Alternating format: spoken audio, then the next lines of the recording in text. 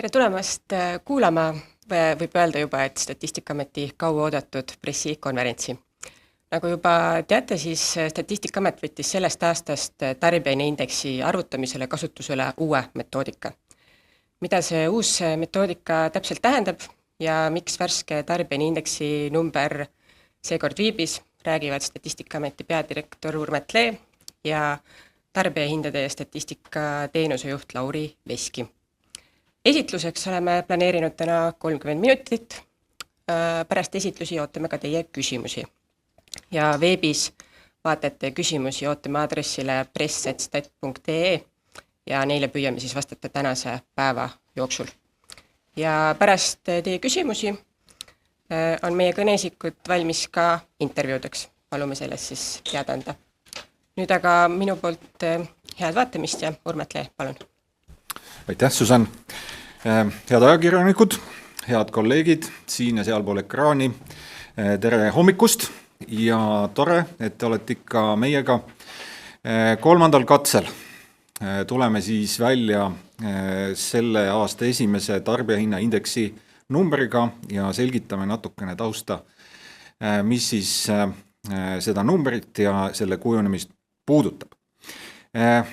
Me vajasime natukene aega selleks, et statistika teha kvaliteetseks, et üle kontrollida kõik need metoodika muudatustest ja üleüldse aasta alguses tavaliselt kuhjuvatest sellistest toimetustest seoses tarbijahindade indeksiga ja nüüd me oleme valmis. Lauri oma meeskonnaga on siin mitu nädalat hommikust õhtuni väga pingeliselt töötanud ja need muudatused, mis seekord siis jõukohased olid, on ka sisse viidud. See on olnud tegelikult mitte nüüd viimase 2 nädala töö, vaid tegelikult päris mitme aasta töö, mille vilju me täna siin näeme, sest me alustasime paar aastat tagasi tegelikult ka terve selle valdkonna meeskonna uuendamisega ja seda Lauri meeskonna ehitamist on ka paralleelselt kõigi nende metoodika uuendustega teinud ja väga hästi sellega hakkama saanud. Ja ma julgen arvata, et see tänane DHI on tegelikult läbi aegade Statistikaameti kõige parem DHI näitaja, mida me üldse kunagi välja oleme andnud. Aga nüüd ma annakski sõna siis Laurile ja räägi sellest näitajast. Ja tervist! Alustame kohe siis jaanuari indeksi numbritest. Õnneks on see vist kõige igavam osa täna siin.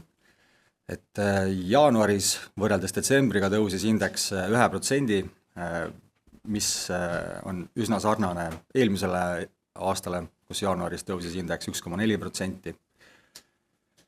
Ja meil kõige suuremad mõjutajad indeksil olid peamiselt elekter, siis toidukaubad ja alkohol. Elektri taga on siis elektri börsihinna hüppeline kasv. Et kui börsihind võrreldes detsembriga 2-kordistus, siis meie indeksis ta kasvas 22,2%. Ja ausalt öeldes üks metoodika muudatus, kus me hakkasime kasutama paremaid elektriandmeid, see võimaldabki sellisel madalal indeksi tõusul üldse sündida, sest et kui varem meil indeks sõltus palju rohkem börsi hinnast, siis tegelikult oleks indeks meil palju kõrgem. Toidukaubad kallinesid kuu jooksul 2,3%. Kõige suuremad mõjutajad seal hulgas olid köögiviljad ja liha ja lihatooted. Ja alkohol tõusis 5,3% ja see mõjutas ka siis indeksit üsna kõvasti. Ja selle taga on siis tavapärased jaanuari kuised allahindlustest väljatulekud ja ka siis järjekordne aktsiisitõus.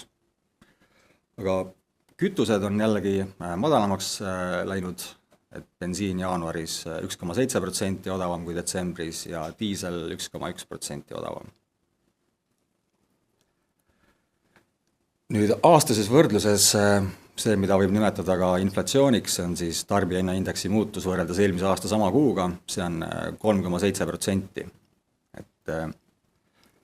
eelmisel aastal oli see number 3,9%, nii et üsna sarnane, aga natukene madalam kui eelmisel aastal siis.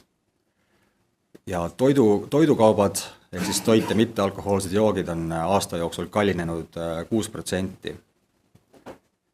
Ja see number tuleb juba siis ka uue metoodika pealt ja siis ma saan kohe natuke lähemalt rääkida sellest uuest metoodikast ka.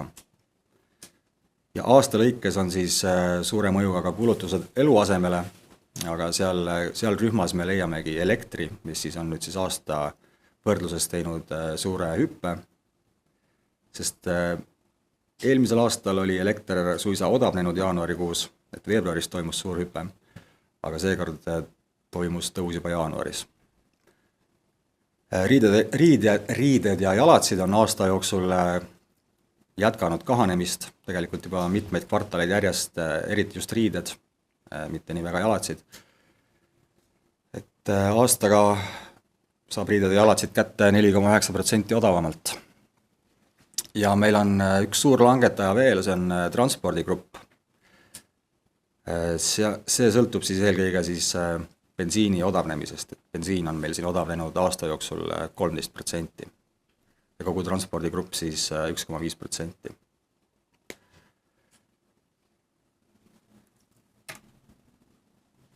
Ja nüüd siis natukene kaaludest ka, et tarbijahinnaindeksid pannakse kokku hindadest, me võrdleme hindu teatud perioodi hindadega, see on siis eelmise aasta detsembri hinnad. Ja see, kui palju üksik element mõjutab tarbijahinnaindeksit, sõltub selle osakaalust.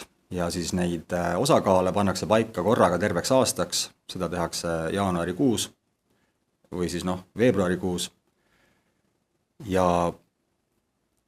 me kasutame selle aluseks nii leibkonna eelarveuuringu andmeid ja nendel vahepealsetel aastatel, kus leibkonna eelarveuuringut ei toimu, kasutame me selle tarbimiskulutuse prognoose ja täiendame seda ohtrate andmetega igasugustest erinevatest andmeallikatest ja meid huvitab eelkõige siis, mitte eelkõige, vaid meid huvitab ainult see, kui palju inimesed raha kulutasid selle peale. Ehk siis me otsime eurodele numbreid. Ja järgmisel slaidil ma näitan ka, kuidas need kaalud on siin muutunud ja seal ka nagu väga suurt muudatust ei ole, aga paar rühma on, millest võiks rääkida. Ja veel siin, seda ma vist juba korraks mainisin ka, et indeksi puhul me võrdleme aastaringselt hindu eelmise aasta detsembri hindadega. Ja meie indeksi baasperiood on 1997, võrdub 100, ehk siis kui te vaatate meie andmebaasist meie indeksi numbrit ja see on niisugune number, mis ei ütle teile mitte midagi, siis te teate, et me võrdleme seda aastaga 1997, selle aasta keskmise indeksiga siis.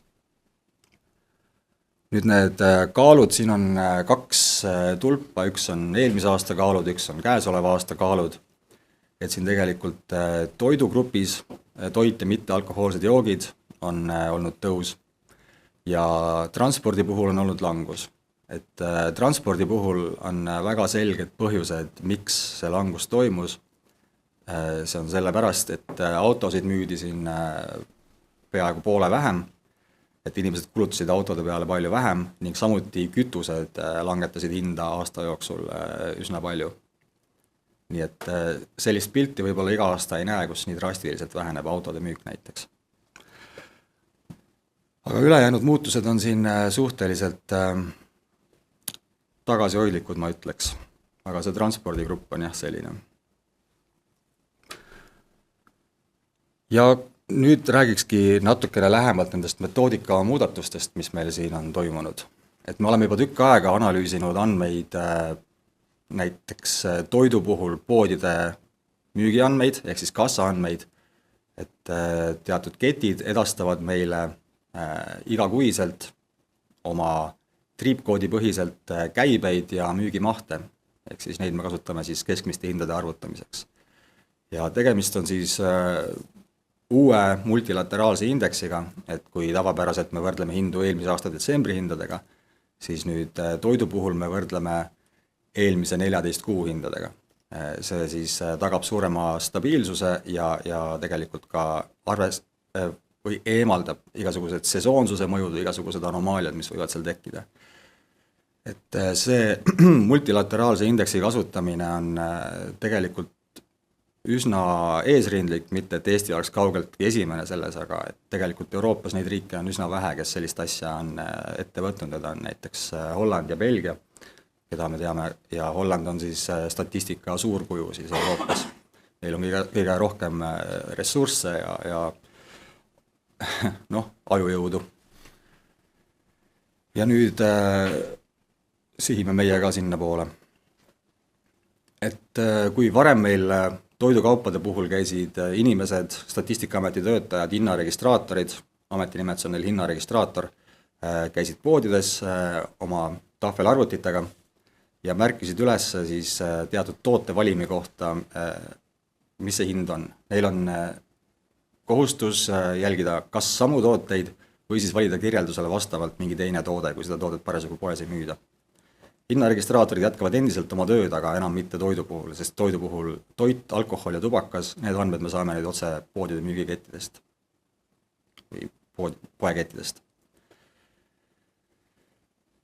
Ja kui see traditsiooniline hinnakorje, kus hinnaregistraatorid käivad poes, selle puhul metoodiliselt ei ole lubatud kasutada kliendikaardi soodustusi, sellepärast et puudub ülevaade sellest, või on keeruline hinnata, kui suurele hulgale inimestest tegelikult see kliendikaardi soodustus laieneb. Et siis me kasutasime varem ka soodustusi, aga ainult neid soodustusi, mis kehtisid kõigile ostjatele ühtemoodi. Siis nüüd me saame otse kassa andmed, seal on kõik need soodustused sees ja see ongi see, mida siis nüüd need müügiandmed võimaldavad. Et müügiandmete kasutamine ei ole Euroopas uus, aga selle multilateraalne indeksi vorm, see pigem on. No ta ei ole uus, aga ta on veel haruldane, aga et ta on ikkagi selline tuleviku teema, et sihitakse sinna poole. Ja elektri hinna puhul kasutame me ka andmeid, mis on palju detailsemad, kui nad varasemalt olid. Et kui varasemalt meil puudus ülevaade näiteks kehtivatest lepingutest, et teate ju, et saab ka mingi teatud hinnaga fikseerida oma paketi ära, ja siis keegi täpselt ei teagi, mis sul see paketi hind on, et varasemalt me vaatasime internetist, mis on siis see pakkumishind, ehk siis millise hinnaga saab selle paketi sõlmida. Aga et meil puudus ülevaade sellest, et millise hinnaga tegelikult need inimesed elektrit tarbivad. Et nüüd me saame igakuiselt informatsiooni pakettide kaupa, tarbimisvahemike kaupa, me saame ka tarbimise infot, ja selle pealt me siis mudeldame ka multilateraalset indeksit. Ja see multilateraalne indeks siis jällegi tähendab seda, et me võrdleme seda kuni 13 kuuga. See meie meetod on jällegi eeskuju võtnud Hollandist. Sellel on ka natukene stabiliseeriv mõju, see multilateraalsel indeksil on natukene stabiliseeriv mõju, et sellised lühiajalised tõusud ja igasugused anomaaliad, need ei jõua indeksisse kohe niimoodi sisse. Et nagu näiteks me siin hakkame varsti rääkima energiakriisist, et siis seal oli väga selge, et kui börsihind läheb lakke ja me tegelikult ei tea, et milliste hindadega inimesed on oma elektripaketid ära fikseerinud, siis meie indeks läheb ka lakke, aga nüüd meil on palju realistlikum pilt ja palju reaalsem pilt sellest, et mida inimesed tegelikult maksavad siis. Ja nüüd just käesolev kuu, kus elektrihind või elektriindeks kasvas meil 22% ja börsihind kahekordistus, siis tegelikult praegune kuu on juba hea näide sellest, kuidas me suutsime mitte, et see oleks meie eesmärk hoida indeksit madalal, meie eesmärk on võimalikult täpselt ja realistlikult kajastada seda, mis tegelikult toimub, palju tarbijad tegelikult siis, kuidas tarbijate jaoks tegelikult hinnad on muutunud. Et siis nüüd on see päris hea näide selle kohta, sest ilma selleta oleks kindlasti indeks natukene kõrgem. Ja mis metoodiline muudatus meil siin veel on, no see ei ole metoodiline muudatus, aga tarbijahindade klassifikaator muutus, see tuleb siis Eurostati poolt, et kui varem oli meil 12 põhirühma, siis nüüd on meil 13 põhirühma. Et see, mis oli varem mitmesugused kaubad ja teenused, see grupp on nüüd läinud 2, et sellest on eraldunud kindlustus- ja finantsteenused. Aga muud grupid on samad, aga seal sees on toimunud teatud detailsemad nihked, et mingisugused elemendid on liikunud ühest grupist teise.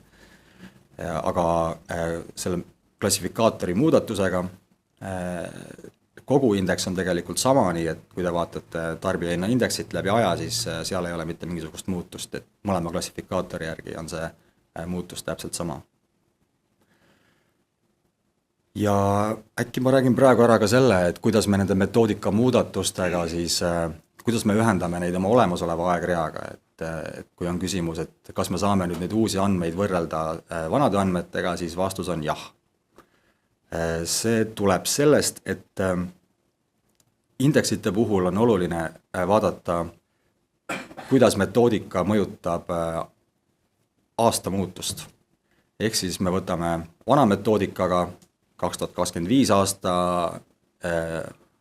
keskmise indeksi ja võrdleme seda 24. aasta keskmise indeksiga. Ja siis teeme seda sama asja uue metoodikaga.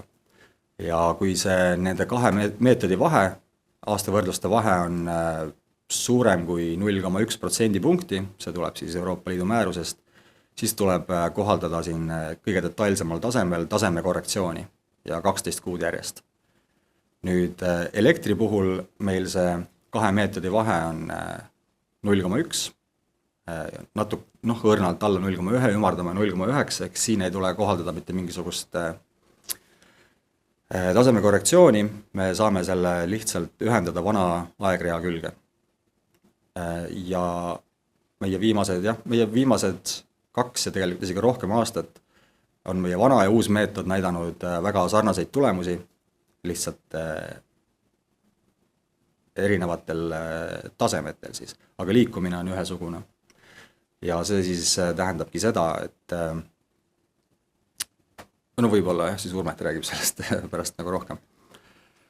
Ja toidukaupade puhul on siis meie aasta muutuste võrdlus 0,3, ehk siis toidukaupade puhul me peame kõige detailsemal tasemel kohaldama tasemekorrektsiooni ja seda 12 kuud järjest. Ja see tagab selle, et meie aastased võrdlused on edaspidi pikas aegreas võrreldavad. Et metoodika muudatus tooks siis kaasa muidu teatud nihke. Ja nüüd 27. aasta jaanuarist alates enam mingit tasemekorrektsiooni seal juures ei ole. Me lähme otse selle indeksiga edasi, mis on, ja me loeme selle aegrea ühendatuks. Aga siis nüüd lähmegi räägime sellest. Aitäh, Lauri. Ja, aitäh, Lauri. Et ma ei tea, kui see tehniline jutt ilmselt vajab veel mõnedki korrad ülerääkimist ja lahtirääkimist, aga see, kuhu me täna siis jõudnud oleme ja miks ma ennist sisse juhatasin sellega, et tegemist on minu arvates kõigi aegade kõige parema DHI näitajaga, ongi see, et nüüd need 2 komponenti, et nii-öelda kaubandusvõrkudest saadavad müügiandmed ja elektriandmed moodustavad praktiliselt 1/4 tervest tarbimiskorvist, mis on nüüd kaetud sisuliselt kõiksuse ja nii reaalaja lähedaste andmetega, kui see peaaegu et võimalik on. Et siit saab edasi minna ja me kindlasti lähme edasi, meil on juba töös järgmised kulugrupid, kus me siis samamoodi vaatame, mida seal, missugused on andmeallikaid, mismoodi need näitajad käituvad, nagu Lauri ütles, et me peame vaatama tagasi ja võrdlema nii uut ja vana, et me ei teeks mingisuguseid veidraid nihkeid nendesse indeksitesse, nii et see kõik on töös. Aga on üks selline natukene pikema ajalooga lugu ja see on see, mis puudutab nüüd seda energiahindade komponenti tarbijahinnakorvis, mis on kõikunud viimase 5 aasta jooksul vahemikus 3–6%. Ja selle näitajaga see on olnud üks keerukamaid metodoloogilisi osi, et mis siis nüüd arvesse võtta ja aastatel siis 2021 ja 2022, kui toimusid energiakriis ja oli selline erakorraline hinnataseme, hinnamuutuse kui ka üleüldise ebakindluse poolest selline periood, börsihinnad kõikusid väga suure amplituudiga ja nagu ka Lauri ennist ütles, siis tegelikult paljudel tarbijatel olid need riskid maandatud, et nad ei saanud arveid börsihindade järgi. Meil ei olnud toona sellist juurdepääsu andmetele, nagu meil täna on, millega me saame nüüd teha ära selle metoodika muudatuse ja need andmed ei ole mitte nagu selles mõttes, et neid justkui nagu ei ole saada. Statistika jaoks peavad olema need andmed ka kvaliteetsed ja nad peavad olema pidevalt saadaval. Et see, et võib-olla kusagilt keegi ütleb, et siin on mingid andmed, kasutage neid, vaadake seda, on meie jaoks kindlasti signaal, aga see, et tootmine saaks toimida stabiilselt ja ajas usaldusväärselt, on vaja tagada, et see andmestik oleks sellisel kujul olemas. Toona meil seda ei olnud. Tegime endast parima sellise metoodikaga, mida ka Euroopa statistika süsteem pidas usaldusväärseks, aga täna me oleme targemad ja me teame, et tegelikult need sellel perioodil, siis 2021 ja 2022, me tegime tarbijahinna indeksis ülehindamise. Lauri just äsja rääkis nüüd sellest osast, sellest graafikust, kus siis sinine ja roosakas joon on ühte sammu käinud ja mis lubab meil teha kahe metoodika sellise sujuva ülemineku. See, millest mina tahan rääkida, on siis see periood, mis jäi sellesse 2021. aastasse ja 2022. aastasse, lõppes seal 23. nagu te siin graafikul näete, siin see on nüüd 6 see võrdlus, millised olid siis need erisused ja siis selle energiakriisi tipus on toodud ka 2 numbrit, siis 6 see võrdluses, ühel juhul oleks see olnud 24,8 ja nüüd paremate andmete valguses 22,2%. Aga jällegi, nagu Lauri ütles, et olulisem on see selline aasta tarbijahinnaindeksi keskmine aastakasv. Ja sellel 22. aastal tuli siis see erinevus 1,8% punkti aasta keskmisel tasemel. Jällegi, siin me peame nüüd kõik üheskoos õppima natukene seda ka, et mis see tarbijaindeks, millest ta siis koosneb, et siin on 3 erinevat vaadet, on indeksi üldine tase, on indeksi kuine muutus, see on see, mida siin joonisel näha on, ja siis on indeksi aasta kasv. Ja selle elektrihinna mõõtmise eripära siis avalduski eeskätt nendes kuudes, kus turuhinna liikumine erines sellest tarbija tegelikust tarbimisest kõige rohkem.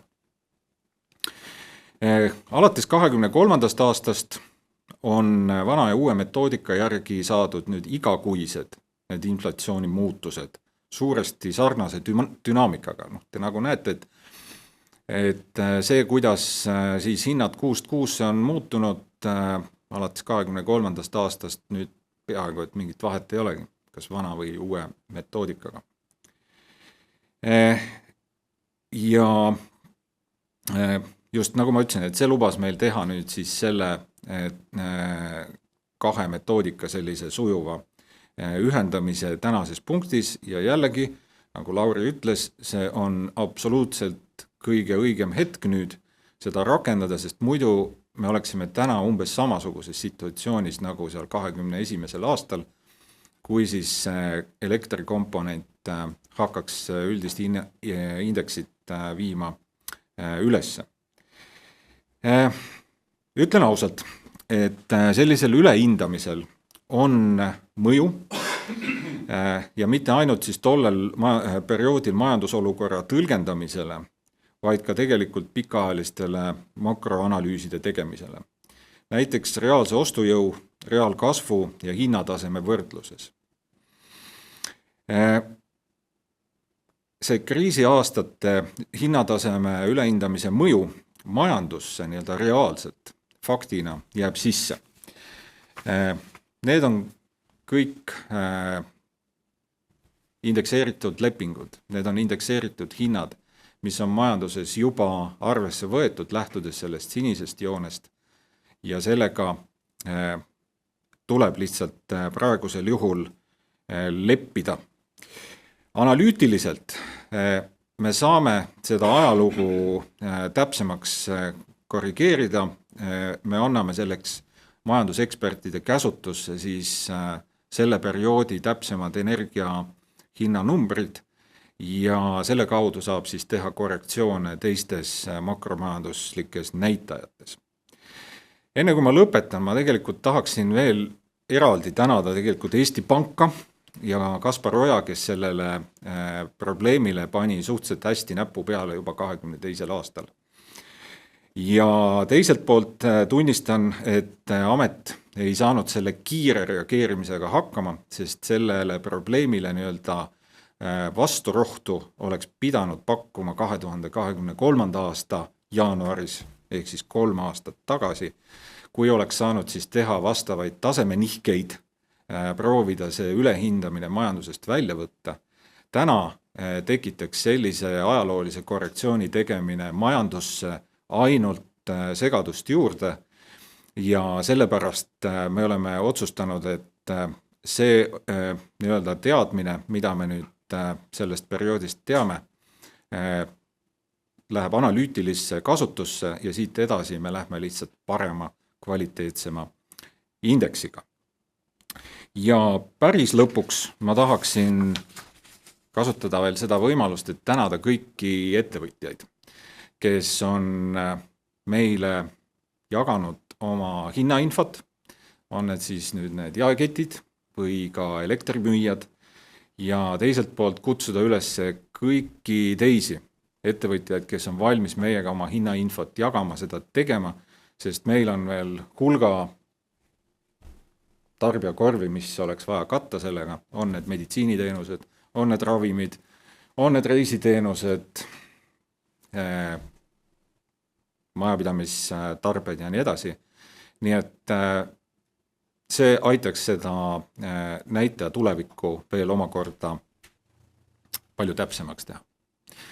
Aga ma saan aru, et meie aeg on nüüd läbi ja me vist hakkame siis küsimusi küsima. Aitäh, Lauri, Urmet. See on aeg teie küsimusteks. Ma annan mikrofoni ja palun öelge siis ka, et kus te olete ja kellele küsimus suunatud on.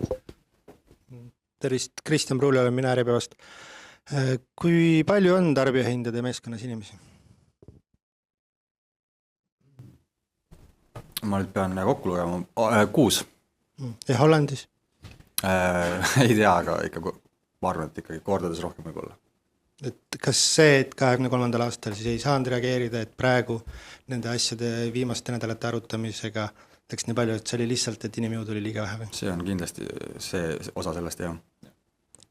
On teil mõttes mingis suunas seda muuta või nüüd on kõik korras lihtsalt ja polegi vähe? Me kindlasti jätkame, nagu ma ennist sissejuhatuses ütlesin, et need arendused alles algavad. Meil tegelikult on täna nüüd meeskond, kes on suuteline selliseid arendusi tegema, võtma kasutusele selliseid uusi meetodeid, saama aru nende andmekvaliteedist ja minu ülesanne siin ametis on muidugi tasakaalustada ära. Meil on kokku 18 erinevat valdkonda, kus on tegelikult täpselt samasugused küsimused, mida võib esitada. Kui palju on inimesi näiteks riigi rahanduse statistikas? Meil on 2, Tšehhis on 15. Need võib-olla ei ole võrreldavad, aga lõppkokkuvõttes siin teatud riskid on ja antud juhul oli see võib-olla üks põhilisi. Miks see nii kaua aega on võtnud?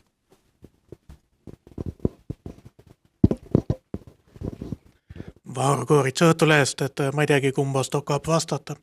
Et selle fikseeritud ja börsihindadega seoses, et fikseeritud hinnad seda elektri keskmist hinda nagu kiirel tõusuperioodil tõmbasid maha, aga kas hilisemal perioodil, kui hinnad langesid, et kas need fikseeritud hinnad siis ka natuke pidurdasid seda langust, sellepärast, et fikshinnad on ikkagi natuke stabiilsed, kuidas pidi see käis? See on mõlemad pidi, et kui me võtsime 23. aasta jaanuaris tagasi sisse fikseeritud paketi hinnad ja need olid nüüd pakkumishinnad, siis tegelikult oli just energiakriisi niisugune üsna kõrge punkt, nii et hinnad olid kõrgel tasemel fikseeritud.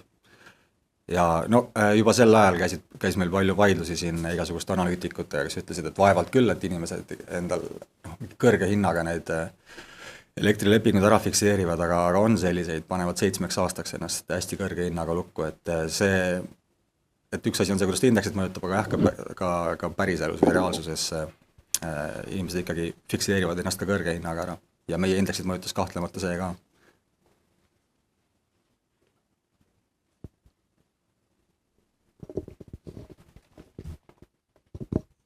Ma saan aru, et minevikku muuta ei saa, kui palju see erinevus oli DHI-s siis ikkagi, ütleme, seal aastal 22 praeguste teadmiste ja siis toonaste teadmiste võrdluses? No see tase oli siin kuskil kirjas.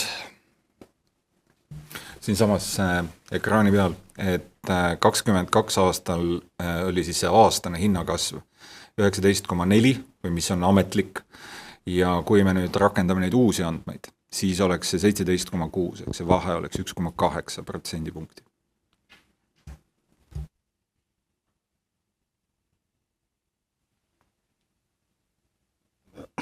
Küsin siis nende tarbimiskaalude kohta, et tavaliselt toodetakse, et mida jõukamaks ühiskond saab, seda väiksem osakaal on seal toidul ja eluasemel ja tulevad asemele vaba aeg ja kultuur ja muud sellised teenused, et kas seekord läks vastupidi? No ja meil on, toidukaubad on hinda kasvatanud kogu aeg ja inimesed sööma peavad, et nüüd see toidukaupade puhul meil ongi siis ikkagi need poodide müügiandmed ja ma ikkagi, seda ma vist enne ei öelnud, aga kuidagi tahaks ikka rõhutada see, et me ei võrdle neid poodide müügiandmeid nende andmetega, mida hinnaregistraatorid kogusid. Me võrdleme ikkagi müügiandmeid müügiandmetega, meil on olemas pikad tagasiulatuvad aegread ja need näitavad toidukaupade hinnatõusu, et selles mõttes siin ei ole mingisugust metodoloogilist mingit errorit või nihet sees. Toidukaupade hinnad on tõusnud, inimesed söövad ja joovad ja sinna see raha läheb.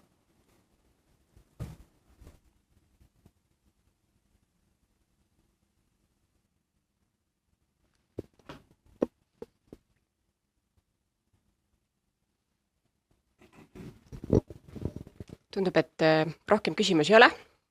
Täname kõiki kohaletulijaid ja täname kõiki veebis vaatajaid. Aitäh! Aitäh kõigile!